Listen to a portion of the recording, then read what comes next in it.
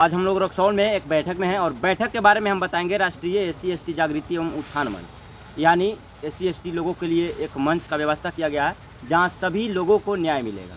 और इनके उद्देश्य क्या है, हम बात करेंगे नंदलाल जी मैनेजर साहब से जो यहाँ के संयोजक हैं, और राजेंद्र जी, तमाम लोग हैं, सभी लोग से बात करेंगे। मुख्य मोटो क्या है, आप लोगों का उद्देश्य क्या है, यह संगठन आज बनाएं रक्सौल अनुमंडल में जहाँ हम लोग बैठे हुए हैं, मुख्य उद्देश्य सर क्या है आपका? देखिए, आज़ादी का लगभग 75 वर्ष से भी अधिक हो गए, लेकिन हमारा SC/ST समाज आज भी बहुत ही निचले पायदान पर है। सरकारी योजनाएं आती हैं जाती हैं, लेकिन हमारे लोग अभी भी जहाँ के तहाँ नीचे पड़े हुए हैं, दबे हुए हैं। अगर आप उठाकर देखेंगे जिला स्तर पर ही, तो एक फिनेंशियल ईयर में लगभग 5000 से भी अधिक शोषण और उत्पीड़न का मामला देखने को मिला है, जो निपटारा भी हुआ है, उसमें कार्य भी हुए हैं। परंतु ये इतना ही काफ़ी नहीं है। जहाँ तक इस मंच का सवाल है, यह पूर्णतः गैर राजनीतिक है। कोई राजनीतिक दल से हमारा समझौता नहीं है, कोई उस तरह की विचारधाराएं नहीं है, परंतु हम अपने समाज के विकास के लिए, उसके उत्थान के लिए, उन्हें जागृत करने के लिए हमेशा प्रयत्नशील रहें, लोगों को एकजुट करें। इसी उद्देश्य से इस मंच का गठन किया गया है। क्या कोई यहाँ राजनीति विचारधारा कुछ नहीं कुछ है? नहीं राजनीतिक, हमें किसी पार्टी से, किसी राजनीतिक पार्टी संगठन से हमें कोई ताल्लुकात दूर दूर तक नहीं, दूर दूर तक नहीं। हाँ, एक बात अवश्य है कि जितने भी लोग हैं इस समुदाय के, कहीं ना कहीं मतदान उनको करना है। लोकसभा चुनाव चरम पर है, 25 मई को चुनाव होना है अपने यहाँ, और फिर आप जब बात कर रहे हैं तो कहीं दो पक्ष चल रहे हैं। एक संविधान को बचाने में लगे हैं, एक संविधान को बदलने में लगे हैं, यानी हटाने में लगे हैं। तो फिर आपका मत किस ओर जाता है? देखिए, हम लोग शुरू से ही बाबा साहेब को फॉलो करने वाले लोग हैं, और कोई भी ऐसा कार्य सामाजिक रूप में, शिक्षा के रूप में, नौकरी पेशा के रूप में गैर संवैधानिक नहीं करते हैं। तो जाहिर सी बात है कि हमारा समाज संविधान के साथ ही होगा। गैर संवैधानिक कोई कार्य कभी नहीं करेगा, ना इसको दूर दूर तक सोच सकता है। अच्छा, आपका उद्देश्य आप लोगों का क्या है?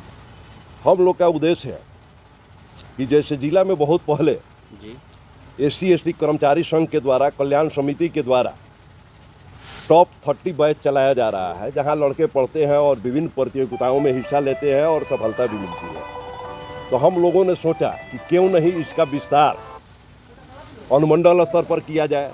जो सक्षम लोग नहीं हैं हमारे समाज के, उन्हें शिक्षण सामग्री उपलब्ध कराया जाए। जो हमारे वर्ग के ऊपरी कतार के लोग हैं, सक्षम लोग हैं, उनसे आर्थिक मदद लेकर एक फंड जनरेट किया जाए और उनके आगे बढ़ाने का कार्य किया जाए। एक दूसरा ये उद्देश्य है कि बहुत सारे परिवार जो है बहुत ही निर्धन है, जो अपने बिटिया के विवाह में एक वस्त्र तक भी नहीं खरीदने में सक्षम है। उनके लिए एक हम सामाजिक ढाल के रूप में, सामाजिक बचाव के रूप में, प्रतिष्ठा के रूप में उनके सामने खड़ा होने का काम करें। ऐसे आप लोगों के संगठन के पहले भी बहुत सारे ऐसे संगठन खुल चुके हैं और फेलियर होते नज़र आ रही है। बहुत सारे लोग एक संबोधित वर्ग बनाते हैं, जैसे चुनावी माहौल हो या राजनीतिक संगठन हो, हमारे वर्ग का इतना लोग मेरे साथ है, फ़ोटो खिंचाएंगे, डालेंगे, ताकि आगे जाकर हम दिखा सके कि देखिए ये इतना लोग मेरे हैंडल में हैं, और वो पैसा वसूलने का काम करते हैं। आप जाति के नाम पर जो है, वर्ग का नाम पर पैसा कमाने का काम करते हैं। ऐसा कोई विचारधारा तो आप लोगों को नहीं है ना, वैसे लोगों को दूर दूर तक इसमें रखना है? नहीं जी, नहीं। देखिए, इसमें एक बात मैं स्पष्ट कर दूं कि हमारे साथ संस्थापक मंडल में जो लोग भी हैं, इनकी कोई राजनीतिक महत्वाकांक्षा नहीं है, नंबर 1।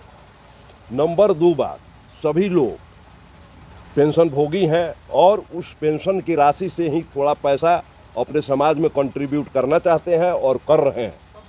अच्छा, यह वीडियो जो तमाम भीम आर्मी के सदस्य लोग जो देख रहे हैं, जी जी, तो आप लोग पेंशनधारी है, तो आपका दायित्व है, आप सुखी संपन्न है फिलहाल, लेकिन जो जिसके पास अर्निंग नहीं है, उनका भी कोई दायित्व बनता है। निश्चित बनता है। देखा जाए, इस वर्ग के लोग ज़्यादा कभी देखते हैं शराब पीते हुए नजर आते हैं। मेरी भी विनती है, आपका भी आग्रह है, ये लोग शराब न पी करके एक पौवे का दाम महीना में अपने उत्थान के लिए अगर कलेक्शन करे तो बेहतर होगा।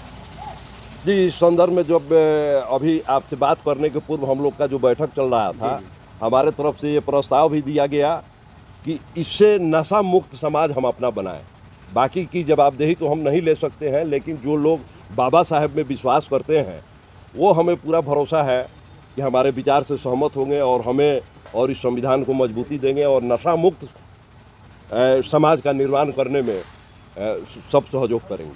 सर, एक सवाल है कि जब भी देखा जाता है तो कहा जाता है हमारे बाबा साहब संविधान के रचयिता हैं और जय भीम का नारा लगाया जाता है, लेकिन उन्हीं लोग के बीच देखा जाता है शिक्षा बहुत कम ग्रहण करते हैं लोग। इस पर क्या कहेंगे?